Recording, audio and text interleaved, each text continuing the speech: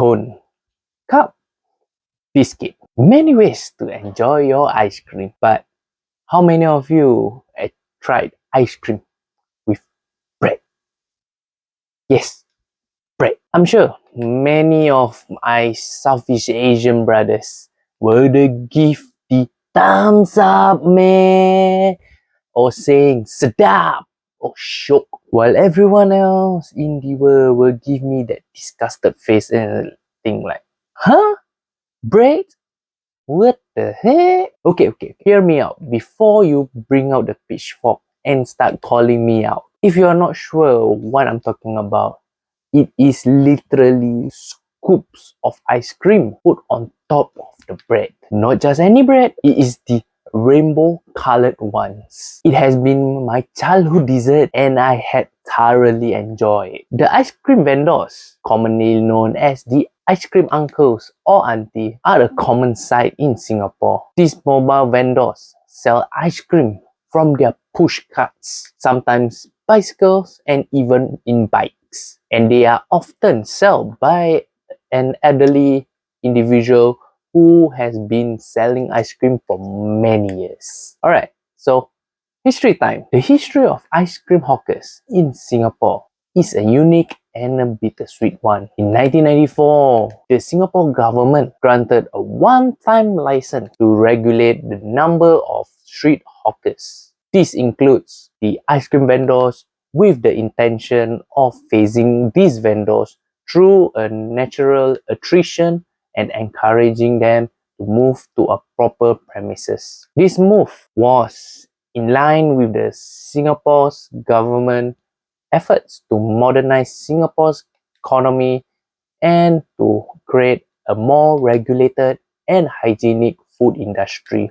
However, the phasing out of these ice cream hawkers did not occur as quickly as the government had planned. Many of these vendors still continue to operate, serving their customers with their unique and beloved ice cream flavors. In the early 2000s, the street hawker scheme was temporarily reopened to provide assistance to those who are financially in need and those who are less employable, including many ice cream vendors. The number of ice cream hawkers in Singapore has dwindled down in recent years. According to Singapore Food Agency, there are approximately about 200 ice cream hawkers left and their license are non-transferable. So this means that when a hawker retires or passes away, their license cannot be passed down to another person, even if that person is their next of kin. So as a result, it's predicted to continue to dwindle down with no plans from the Singapore Food Agency to ensure the ice cream hawkers continue to operate. This decline of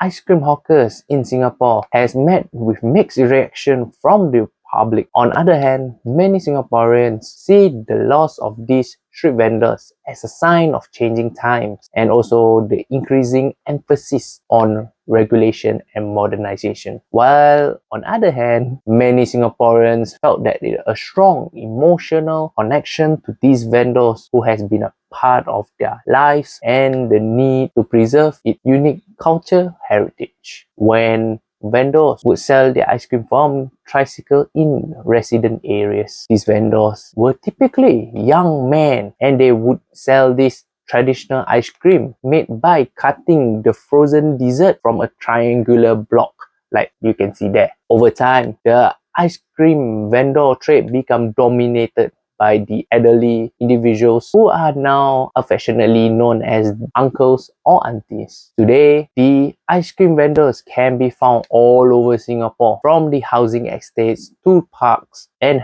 tourist hotspots. They are an integral part of local Singapore food culture, and their presence is a source of comfort and nostalgia for many Singaporeans. For older generations, buying ice cream from an uncle brings back memories of their childhood when these vendors are a common sight in my neighborhood. The ice cream that is sold by these vendors are typically The common flavors would be the raspberry, the cookies and cream, and chocolate. However, in recent years, ice cream vendors have started to offer more creative flavors and topping to appeal the younger customers. Some popular options include salted caramel, chocolate fudge, and rainbow sparkles. The significance of ice cream vendors from the local food cannot be overstated. They are a reminder of Singapore's humble past and is a testament to the resilience and the hard work of its people. They have been local celebrities in their own right. Many Singaporeans like me has developed a strong emotional connection with their favorite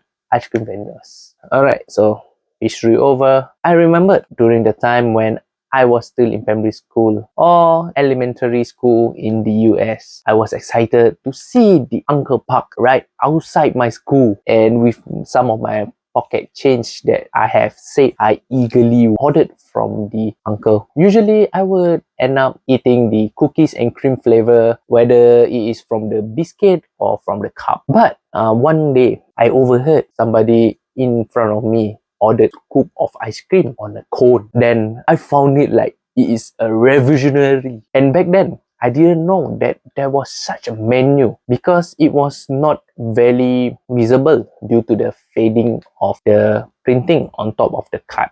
Well, the young me was very excited as it was like a value for money. 3 flavors for the same price of one.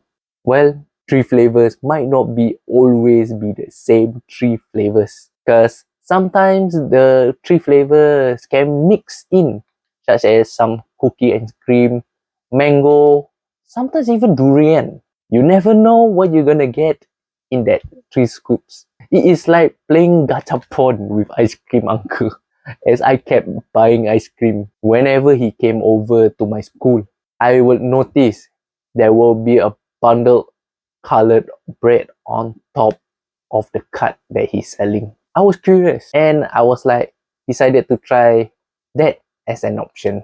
Then he will proceed neatly aligning 3 scoops of the ice cream and with the 4th one on top of the middle 3. And some of you will be like, how do you consume such a thing? It's like, what?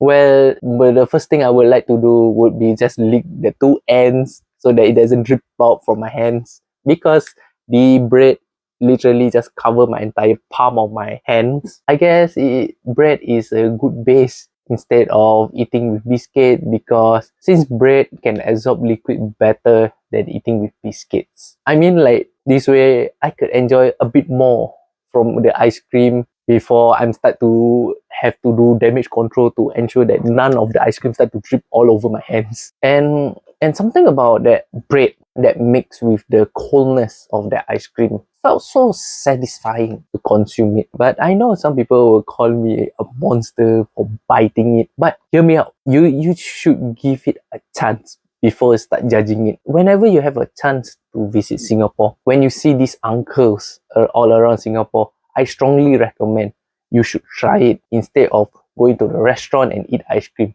It's something different. I don't know how to explain it, but that bread, that rainbow color bread, it is nothing but just a bread, but it feels so different compared to eating on a white bread or eating in other form of food. Try to find this uncle as soon as you can, because most of the uncles are not getting younger, and I doubt we are going to get any more of them exist a couple decades later. So treasure the ice cream uncles when you meet them, because you never know when is their last day of selling this ice cream. Like a quote I often hear, you will never know what you have lost until it's gone. Do try to support them whenever you can, as nowadays I saw restaurant trying to sell this traditional ice cream at a upsell price for like more than like 20 times the original price for literally the same thing, just because they are in a restaurant. So remember to hit the like button if you enjoyed the story, and subscribe if you want to hear more random story that came out from my head. And maybe you will like enjoy like the video somewhere here, I guess. So adios.